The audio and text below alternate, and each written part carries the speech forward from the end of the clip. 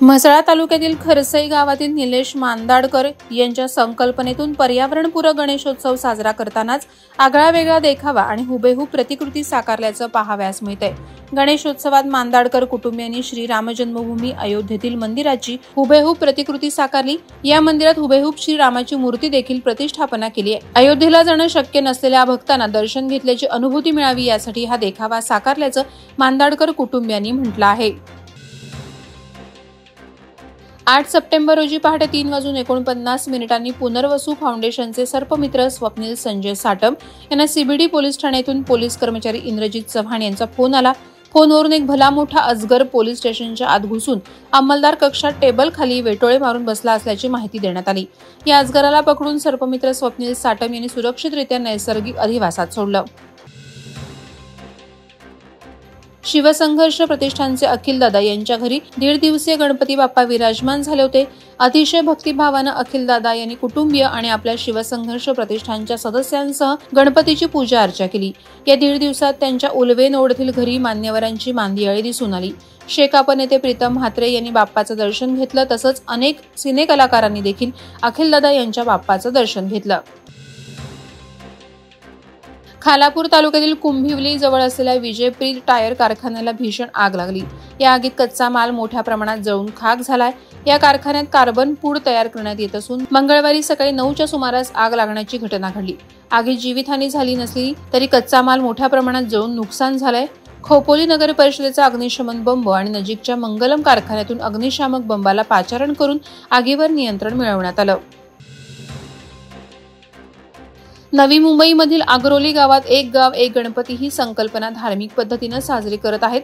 आज समाजात विविध मंडळे एकमेकांशी डेकोरेशन, वाजंत्री आणि मोठमोठ्या मूर्ती याबाबत स्पर्धा करत असताना समाजाला एकतेचा संदेश देत आगरोली गावकरी मात्र या सर्व स्पर्धांशी अलिप्त राहून धार्मिक आणि सामाजिक एकतेचा संदेश देत आहेत। गणेशोत्सवाच्या 10 दिवसात भजन, कीर्तन, पारंपरिक नृत्य आणि लहान मुलांसाठी विविध स्पर्धा येथे आयोजित केल्या जातात। माणगाव तालुक्यातील साले या गावामध्ये गेल्या अनेक पिढ्या एकाही घरी गणरायाची प्रतिष्ठापना केली जात नाही, तरी देखील येथे गणेशोत्सव हा मोठ्या उत्साहात साजरा होतो। या गावाने अनेक वर्षांची परंपरा अबाधित ठेवून यावर्षी देखील हा उत्सव मोठ्या धूमधडाक्यात साजरा करण्यात आला। या गावात एकाही घरात गणरायाची मूर्तीची प्रतिष्ठापना केली जात नाही। तसंच गणेश चतुर्थीच्या दिवशी गावातील सर्व मुंबई चाकरमानी हे गावाला येत असतात। सर्व ग्रामस्थ गावातील स्वयंभू शिवगणेश मंदिरात जमून भजन, कीर्तन, आरती करून वाजत गाजत गणपतीची पालखी घेऊन मंदिराच्या शेजारीच असलेल्या गंगासागर तलावातून या पालखीची वाजत गाजत मिरवणूक सर्वत्र गावात फिरवतात। कोकणात सर्वत्र पर्यावरणपूरक, विविध समस्या मांडणारे आणि जनजागृती आणि मानवतावादी संदेश देणारे देखावे साकारले जात आहेत। उमटे धरण सर्वाधिक चर्चेत राहिलं ते म्हणजे सभोवतालच्या गावांना वर्षानुवर्ष अनियमित, दूषित आणि गढूळ दुर्गंधीयुक्त पाण्याचा होणारा पुरवठा या कारणाने वर्षानुवर्ष आंदोलन, शासन दरबारी पत्रव्यवहार करूनही पाणी प्रश्न सुटताना दिसत नाही। उमटे धरण क्षेत्रातील पाणी टंचाईचे भीषण वास्तव दाखवणारा देखावा ऐन गणेशोत्सवात सर्वांचे आकर्षण ठरला। हा देखावा अलिबाग तालुक्यातील दिवी पारंगी या गावच्या भारत घरत आणि सुप्रिया घरत यांनी अप्रतिमरित्या साकारलाय। हा देखावा पाहण्यासाठी मोठी गर्दी होतीये।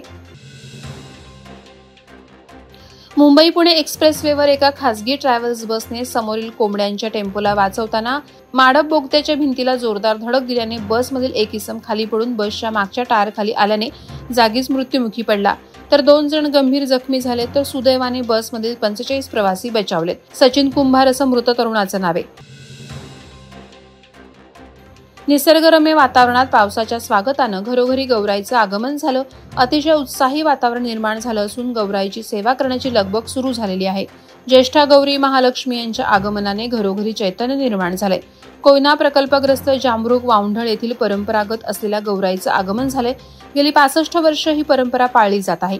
सातारा जिल्ह्यातील कोयना धरणामुळे विस्थापित झालेल्या प्रकल्पग्रस्त लोकांनी आपली परंपरा पाळली आहे। उद्या गौरी पूजन होईल। भाजप दक्षिण रायगड जिल्हा अध्यक्ष तथा माजी आमदार धैर्यशील पाटील यांची राज्यसभेच्या खासदारपदी निवड झाल्याबद्दल वरवणे पंचक्रोशीतील कार्यकर्त्यांनी नवनिर्वाचित खासदार धैर्यशील पाटील यांची भव्य मिरवणूक काढून जंगी स्वागत करण्यात आलं। वडिलांनी दिलेला वारसा पुढे चालवत आज वरवणे गावचा कार्यकर्ता खासदार झाला, त्यामुळे कार्यकर्त्यांचा आनंद पाहण्यासारखा होता। वरवणे, झापडी, सायमाळ, तिलोरे, दिवाणमाळ, चांदेपट्टी येथील कार्यकर्ते जोरदार घोषणाबाजी देत डीजेच्या तालावर मिरवणुकीत सहभागी झाले होते। वादळवारा लाईव्हसाठी न्यूज ब्युरो रायगड. नवी मुंबई व रायगड जिल्ह्यातील ताज्या बातम्या आणि घडामोडींसाठी सबस्क्राईब करा वादळवारा लाईव्ह चॅनल आणि दाबा बेल आयकॉन.